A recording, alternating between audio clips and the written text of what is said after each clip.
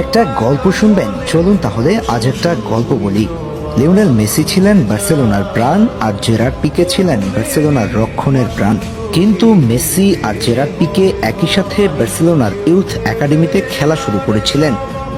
প্রথম দিন যেদিন মেসির সঙ্গে দেখা হলো জেরার্ড পিকের, মেসিকে দেখে চমকে উঠেছিলেন জেরার্ড।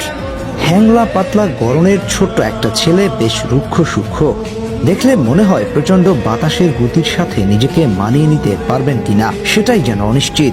মাঠের ফুটবল তো পরের কথা, মনে হয় যেন আমাদের সঙ্গে লাগলেও কুঁচকে যাবে।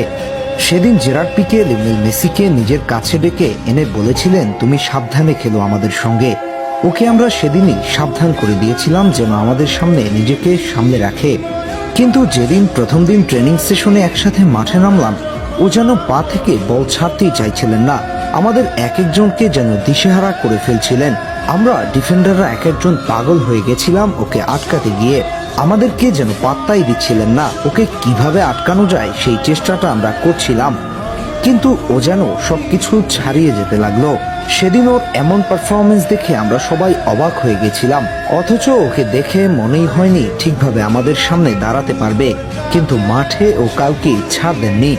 জেরার্ড পিকে সেই দিনের স্মৃতি মনে করতে গিয়ে আরো বলেন, আমরা সবাই তখনও বাচ্চা, ফুটবল বুঝতাম আবেগ দিয়ে, কিন্তু মেসি যেভাবে বল নিয়ে খেলছিলেন তাতে মনে হচ্ছিল ও অন্য দুনিয়া